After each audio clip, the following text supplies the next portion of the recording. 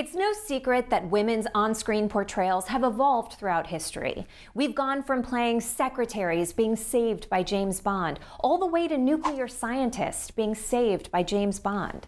But I want to focus on one specific aspect of female depictions: the orgasm. It's when a woman is stimulated to the point of climax, causing a physical and neurological response that scientists refer to as bangtastic. And over the years, depicting female pleasure on screen is something that's changed more than the batteries in your vibrator. The first known female orgasm on the silver screen was in the 1933 German film Ecstasy, when Hedy Lamarr took the Bratwurst Express all the way to Pleasureburg. Turns out the world wasn't ready for this. Everyone denounced it, from Hitler to the Pope. And if you ask me, the Pope has no place weighing in on sex scenes. He's celibate. I mean, when we need your opinion on the best stain removers for white fabrics, then we'll call you. Unfortunately, being the first actress to climax on screen followed Hedy Lamarr for the rest of her career. She was typecast as the seductress, even though she was literally the smartest person in Hollywood. Yeah, as her side hustle, she was a brilliant scientist who invented the basis for all modern wireless technology. Without her, no one would be orgasming because we wouldn't be able to watch porn on our cell phones in the bathroom. And that was the last big on-screen female orgasm for a while, because around the same time, the Hays Code was enforced in Hollywood. This was a set of censorship guidelines that banned movies from explicitly showing or discussing sex.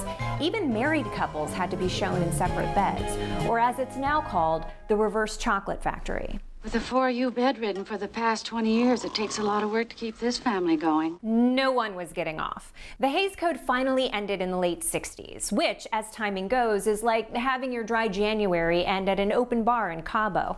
America was embarking on a sexual revolution, so female pleasure came back on screen. Unfortunately, it was often treated as a novelty that existed for men's amusement, so you got scenes like the one in 1968's Barbarella, where evil Dr. Eyebrows over here traps Jane Fonda in a machine that's supposed to give her orgasms until she dies, except that she climaxes so hard she breaks the machine. My goodness. At the time, it was considered a campy, sexy thing, but looking at it now, it's a violation.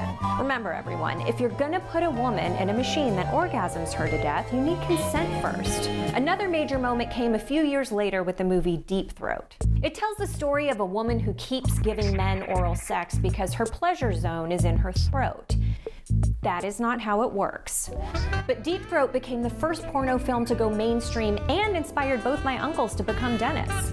The female orgasms in Barbarella and Deep Throat were basically male fantasies about how women experience pleasure. So it was appropriate that the next on-screen orgasm to make a splash totally debunked those fantasies.